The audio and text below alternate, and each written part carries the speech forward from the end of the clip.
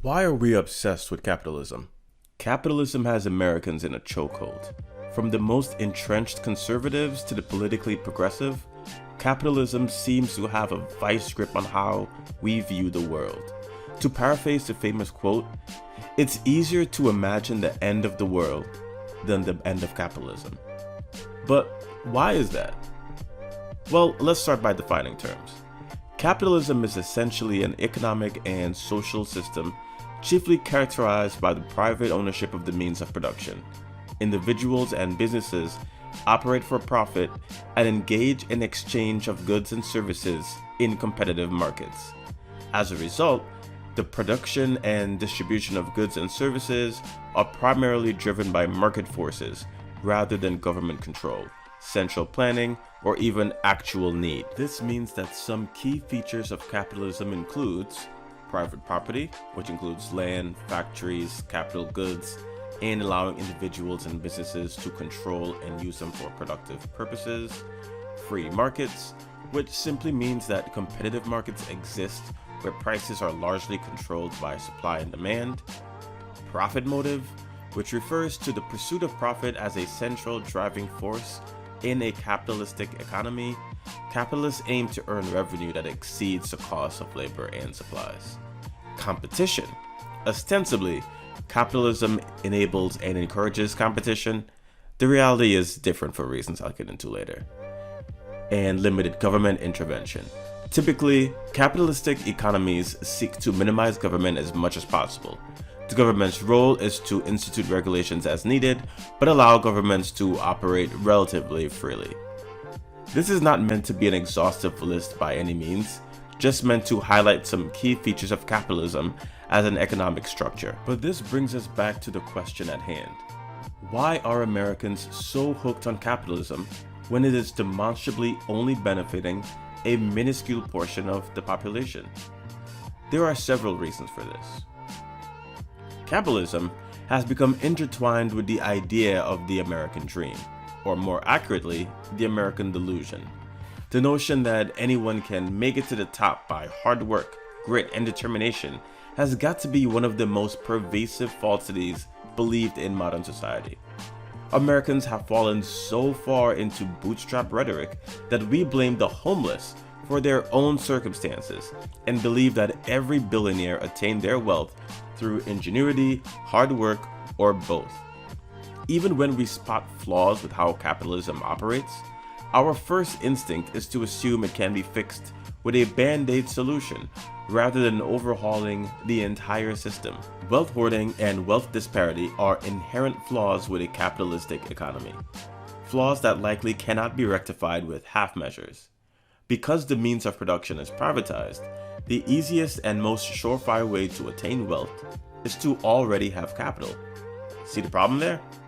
Worse yet, the occasional case of someone breaking free from the lower class to attain wealth is viewed as evidence that capitalism works, the perfect meritocracy, when the truth is that those are exceptions, not the rule. On top of this, wealth disparity will continue to increase unless addressed, because it is infinitely easier to go from 400 million to 500 million than it is to earn even 1 million if you're starting off with nothing. You would think logically that only those on the top would be pro-capitalism. However, Americans have been somehow propagandized to believe that the reason their lives aren't materially improving is because of poor people and immigrants. The salaries of CEOs increasing drastically while worker salary has not kept up with inflation or production is not the issue. It's the struggling family on ABT or the immigrant getting paid under the table to work out in a field. That is the issue, obviously, right? Americans have successfully been brainwashed out of any meaningful class consciousness and solidarity. Working class and middle class individuals routinely fail to realize that they are closer to being homeless than they are to being Jeff Bezos.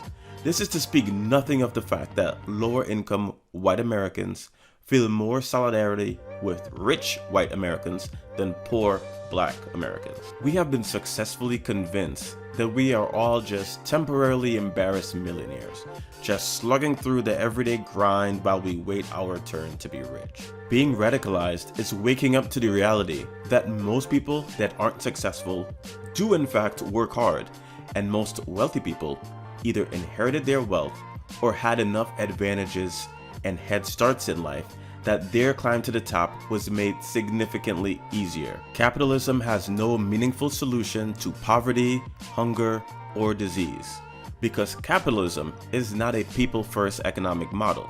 Capitalism prioritizes the accumulation of wealth at any cost, and any economic model that prioritizes wealth over people is inherently immoral. Rather than understanding that a profit-first economic model will inevitably create monopolistic structures and wealth vacuums, we are all trying to find ways to justify why capitalism hasn't worked for us.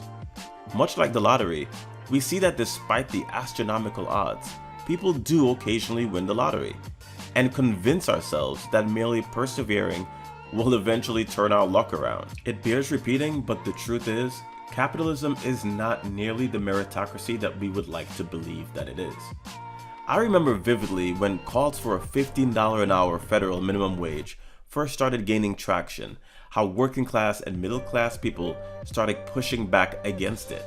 Not because they felt like the number was insufficient, but because they felt like it was too much money for what they considered menial work. People who earned just a bit above $15 an hour started decrying the fact that fast food workers and other minimum wage employees would be earning almost as much as they did. Others still would point to the fact that there were people who did more important work that also earned $15 an hour, such as paramedics in some cases. Putting aside the ridiculous notion of who gets to determine what is and is not important work, arguments like these are super frustrating. If you genuinely feel like you are underpaid, then you too should be advocating for additional pay. But that is not what those arguments were about. Just like the middle class are painfully aware of the gap between themselves and the wealthy, many in the middle class feel like a significant gap between themselves and the lowest earners is important. Because even if you're not rich, at least you're doing better than that guy that flips burgers, right? This is problematic on multiple levels. Firstly, it is a tacit admission that the very people you rely on to prepare your food, ring up your transactions in retail stores, or wash your dishes in the back of your favorite restaurant, those people apparently do not deserve a living wage. Secondly, it is a clear self-illusion to pretend that because you earn more than minimum wage employees, that your interests are more aligned with those of the wealthy. The vast majority of us are merely a few months of bad luck away from bankruptcy or homelessness. It is this weird idea that if people less fortunate than us suffer, then that inherently makes our own struggle worthwhile. Because we have to go to a job that we probably don't care for to pay for a crappy health plan. The idea that someone can have access to healthcare without a job seems to send most of us into a tailspin. Think about the pushback that came with unemployed Americans getting stimulus checks on top of the enhanced unemployment benefits. Rather than considering the fact that many of those people would still be unemployed for some time after the benefits ended, many just focus on how unfair it was that unemployed Americans were getting paid extra money to be unemployed during a pandemic. Rather than realizing that government assistance did not go far enough, people were complaining about what people did get. There should have been more hazard pay for frontline workers and additional protections in place for those forced to work through the pandemic. But many were not concerned about what else the government should be doing, but rather focused on how unfair it seemed that people who were down on their luck were just getting a little bit of assistance. It is rare to hear the same level of pushback against corporate bailouts and welfare.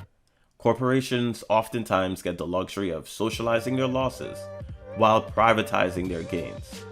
Americans are drawn to and stuck on the idea of capitalism, partially because it is all we know, and partially because we are never properly educated on alternatives. The average person likely cannot meaningfully describe what socialism or communism is. For many of us, socialism bad and communism is worse. But ironically, the very core of capitalism, which is privatized ownership of the means of production, is exactly why so many workers feel disillusioned with their job. Even if they are in a line of work that they thought they would enjoy. Many of us go through this phase. We do what it takes to find a job that we think we will enjoy or at least tolerate, and over time come to the harsh realization that we are merely cogs in a machine. Our wage is not dependent on our output, and in fact, we are necessarily underpaid so that the corporation can be profitable and pay its executives exorbitant salaries and bonuses. When workers own the means of production, this factor is no longer an issue. By removing the exploitative middleman or capitalist, workers will likely feel a greater sense of connection to the labor they provide. Not to mention, they will actualize the value they provide.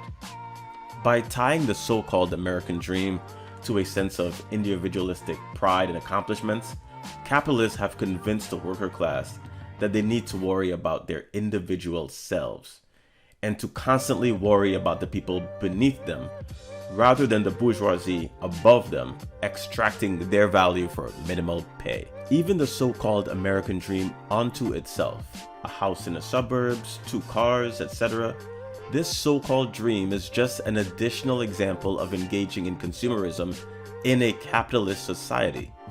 The American dream is not to live a fulfilling life with a loving family. The American dream is literally to work hard enough to be able to buy things so others know that you have made it.